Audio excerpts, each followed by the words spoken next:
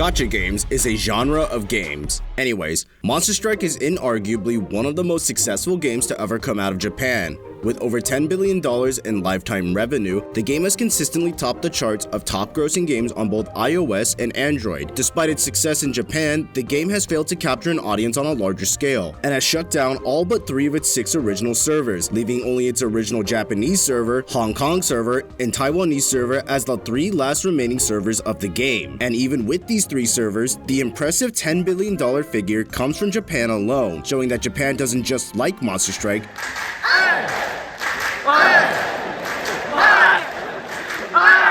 they adore it. But how did a small, quaint game from a failing social media company capture the hearts of an entire country? To answer that question, I set out looking everywhere I could, translating interviews with the help of a friend, and watching obscure videos to find as much information as I could about what worked and what didn't work for Monster Strike. So without further ado, this is the secret to Monster Strike's decade of success.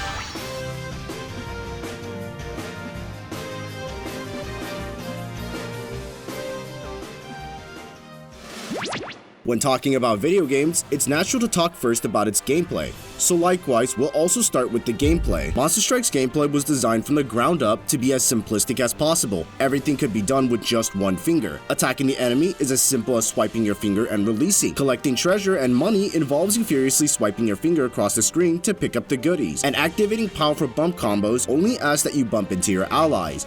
You'll be doing all of that to make your way through waves of enemies until you eventually reach and defeat the boss.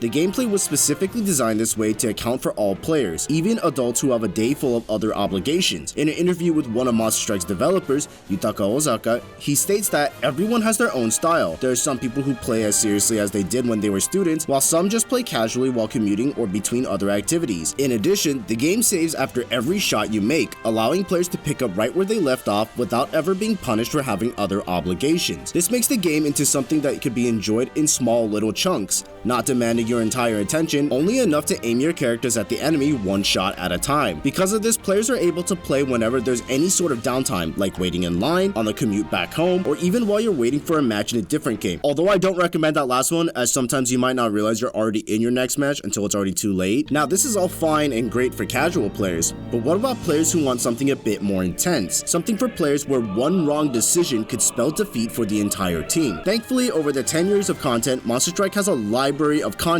for players of all skill levels, ranging from so easy you can flick your finger with your eyes closed to this creates a game where the bar for entry is extremely low and open to everyone, but has a huge amount of skill expression in how players tackle quests. Players may handle difficult situations in vastly different ways from a seasoned veteran of the game. Thankfully, even with the skill gap being quite large between newer players and experienced players, they can still help each other out through the game's most important feature, its co-op mode. Here, up to 4 players can take control of one monster, alleviating some of the pressure in high-stakes situations off of one player. The co-op mode serves as a bridge for players around the world, and also bridges players of varying skill levels. If a newer player is lacking the monsters to clear a more difficult piece of content, a more experienced player could hop in with the monsters they might need and help carry them through the dungeon. Or perhaps players are just looking to clear the newest and most difficult quest, then they can collaborate in co-op mode to make sure the entire team can make it through the quest alive. Or maybe players just want to chill and have something fun to do with their friends. Regardless of their objective, players are communicating with each other, which was Mixie's main goal when creating Monster Strike. Here is Mixie representative Yuga Kitamura from the India GDC. We define ourselves as a communication company.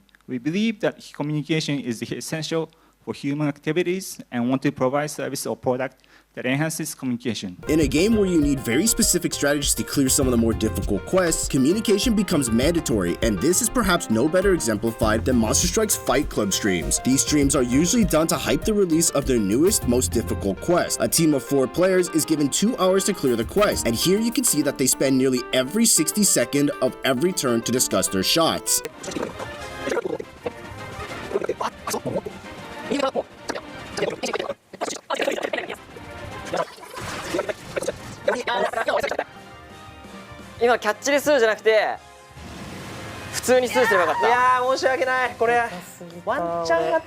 Ooh, just missed it. Over its 10-year run, Monster Strike has collabed with virtually everything under the sun. This can range from popular anime series such as Demon Slayer all the way to Disney themselves. These collabs often give out plenty of login rewards, feature exclusive quests where players can farm exclusive collab units for a limited amount of time, and hatches where players can pull limited time collab monsters. These monsters are often extremely powerful and versatile, with many of them being optimal for endgame content. So these hatches can pull in new players who have familiarity with an existing IP, and existing players get monsters who are necessary for some of the most difficult quests and get introduced to a series that they might not have tried otherwise. Additionally, the farmable event monsters that debut in these events are often really good. Like, where else can you say that a full team of chicas defeated the equivalent of the blue Power Ranger? とりあえずこれでもうこれ完璧、もうこれ壁ダーン成功させて告白成功 OK みたいな、そんな感じで、はい、もうこれ頭上頭に入ってこれやっぱ実況が乗ってるのがすごいわ。まあそんなわけで Additionally, Monster Strike is known to re-collab with the same IPs and update the monsters that were released previously, so players who participated in an earlier run of the collab will still be receiving something. Now, we've talked extensively about why the Japanese server is doing so well. Let's have a look at what happens when these features are all removed from the game. Let's have a look at the shutdown of the global Monster Strike servers.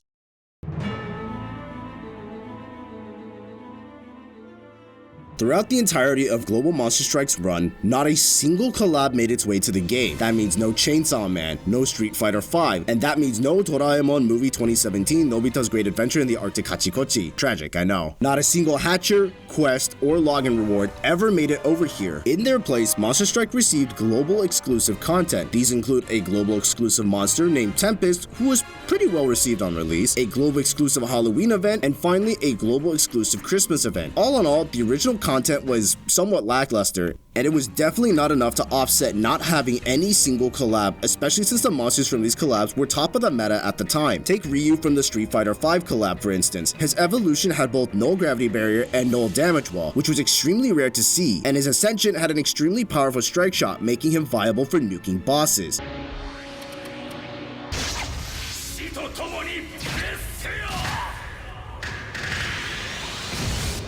While this was disappointing, there was still a small and loyal fanbase that cherished the game, but all of that would change on March 10th of 2016. Mixi announced that they would be collaborating with Facebook's creative shop for a marketing push in the global market. This would bring with it a huge bevy of changes, such as an overhaul to the UI, a different title screen, and this weird commercial with Andy Samberg.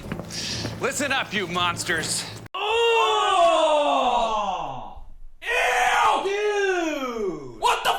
But probably the biggest change that Global Monster Strike would ever receive was the complete removal of online and social co-op. This decision single-handedly ruined the game for many people, and many abandoned the global server for its JP counterpart. People were furious, as to many people, this game helped them connect with people around the world, and now, due to the removal of online co-op, could no longer play with those same groups. Groups disbanded, and people demanded that online co-op be re-added, but those complaints fell on deaf ears. This change was so disastrous that it didn't take long for the global server to shut down, and only 1 year later, Monster Strike made the announcement that they would be shutting down their global server on August 1st of 2017. Monster Strike continues to thrive in Japan, but can't seem to get a foothold in any other market that could even compare to the Japanese market. From what I could gather, it seems that Monster Strike is looking to expand into the Indian market, although this is purely just based off of some of the offhanded comments thrown out during the India GDC video that I showed earlier, so take that with a grain of salt. Overall, it's important to understand why your game is doing well, and that if you're looking to expand into a different market, you should try to keep the content largely the same between both servers while tweaking localization and adding some quality of life features to make it more appealing to the other audience. Having large chunks of that content being omitted and entire features removed would be disastrous to the overall longevity of the game, and at the end of the day, developers and players alike